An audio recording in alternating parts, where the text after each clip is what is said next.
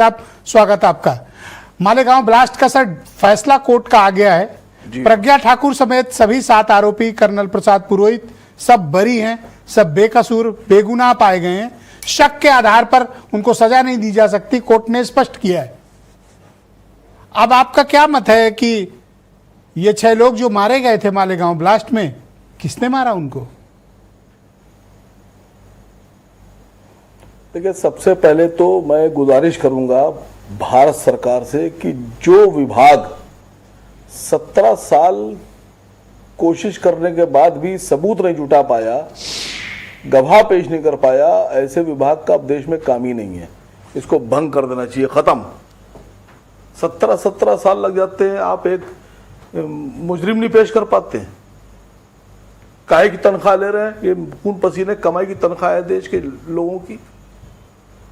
दूसरी बात, बीजेपी प्रवक्ता जी को मैं सुन रहा था, उन्होंने कहा कि हेमंत करकरे ने झूठी तरीके से वो प्रज्ञा ठाकुर के स्कूटर को वहां पेश कर दिया। उस वक्त मैं भी केस फॉलो कर रहा था जब चल रहा था।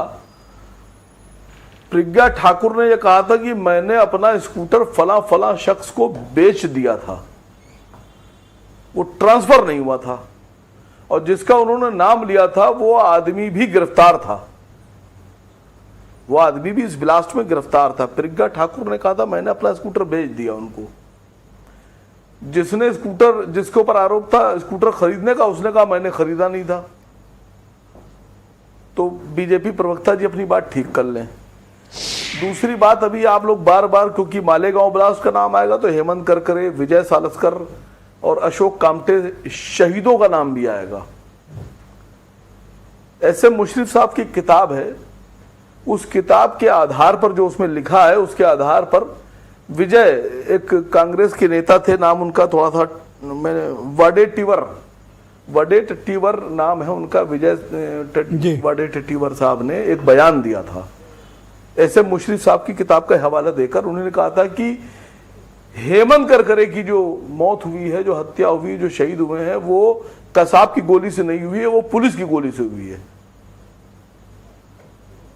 मसला सर समझिए बड़ा टेक्निकल है।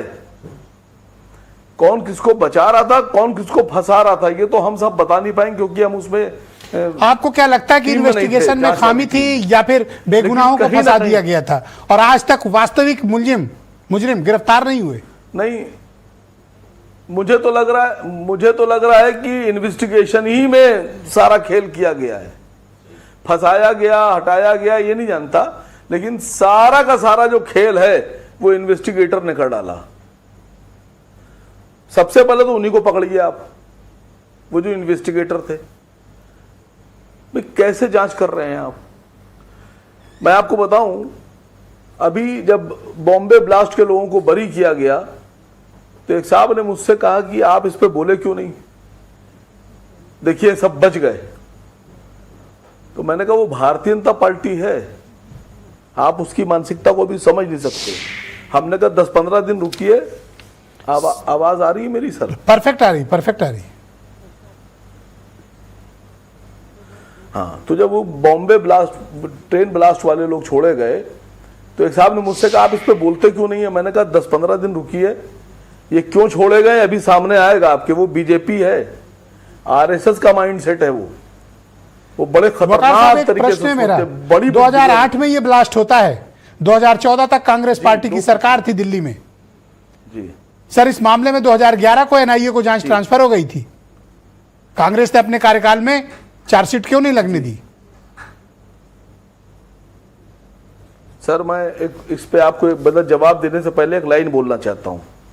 2017-18 में कांग्रेस की तरफ से जब चैनल पे लोग बैठते थे, देखिए मैं कांग्रेस का प्रवक्ता नहीं हूं, मैं किसी और पार्टी का प्रवक्ता नहीं हूं, लेकिन मुझे बोलने का अधिकार है। तो 17-18 में जब कांग्रेस के लोग बैठते थे, 14 के बाद एक ट्रेंड शुरू हुआ था, लाशों का सौदागर, खून की दलाली। हर कांग्रेसी बोल रहा था, सोनिया जी ने बोला था, राहुल जी ने बोला था। तो मैंने एक चैनल के ऊपर एक साहब से पूछा, तो वो कहने लगे आप बीजेपी के नेता हैं, आपको बड़ा बुरा लग रहा है मोदी जी के बारे में। तो मैंने कहा आपसे जितना पूछ रहा हूं सवाल का जवाब दे दीजिए। हमने कहा आपने अगर कहा लाशों के सौदागर अहमदाबाद राइड के लिए, गुजरात राइड के लिए, कहने जी तो हमने कुछ सबूत कांग्रेस के पास होगा तभी तो कह रहे हैं, कहने जी है सबूत है, उन्होंने दंगा कराया, ये कराया, वो कराया। तो हमने जब आपके पास सारे सबूत थे कि लाशों के सौदागर हैं, दंगा कराया, खून की दलाली की, तो 2002 में दंगा हुआ था, तो 2004 से 2010 तक आपकी सरकार रही। अगर सारे सबूत आपके पास थे तो ये जेल क्यों नहीं गए? तो सर 2008 से 2014 तक चार्जशीट क्यों नहीं ईमानदारी से जांच की गई होती? यह प्रश्न पूछा जाना चाहिए सर। मैं यही तो पूछ रहा हूं सर, बिल्कुल पूछा जाना चाहिए, बिल्कुल पूछा जाना चाहिए। बेकसूरों को जेल में डालना अपराध है सर। कौन लोग हैं और जिनके टुकड़े हुए, जिनकी मौतें हुई, उनके प्रति इंसाफ नहीं मिला, यह दुर्भाग्यपूर्ण बात है। दोनों बातें हैं सर। सर एक बड़ी गंभीर बात बता रहा हूं आपसे। आप इल्जाम लगा रहे हैं अम्बेडकर हेमंत करकरे जैसे आदमी पर। हेमंत करकरे की शहादत के बाद देश के बहुत से नेता उनकी वाइफ से मिले, उनको मदद भी की गई, वो सबसे मिली, लेकिन देश के एक नेता से हेमंत करकरे की वाइफ कविता करकरे जी मरते बन गई, लेकिन मुलाकात नहीं की उन्होंने। वजह सर बहुत सी बातें होती हैं जो जबान से नहीं कही जाती हैं जी, वो दिल से समझी जाती हैं और दिमाग से सोची जाती हैं। धन्यवाद सर। वीरेंद्र जी भी हमारे साथ इस कार्यक्रम में जुड़ चुके हैं। इसमें बीजेपी क्यों खुश है? नहीं, बीजेपी क्यों खुश है? नहीं, साध्वी प्रज्ञा के और बाकी लोगों के बरी होने में बीजेपी क्यों खुश है? बहुत से लोग बरी होते हैं। ठीक है, इसका जवाब रत्नाकर से लूंगा, लेकिन पहले वीरेंद्र जी, संबंध है बीजेपी का आरएसएस का? जी, वीरेंद्र सिंह जी भी हमारे स्टेट हेड कार्यक्रम में जुड़ चुके हैं। वीरेंद्र जी स्वागत आपका। क्या भारतीय जनता पार्टी नहीं, क्या सरकार और एनआईए इसके ऊपरी अदालत में अपील करेगी? Thank you sir. Virendra ji बोलिए।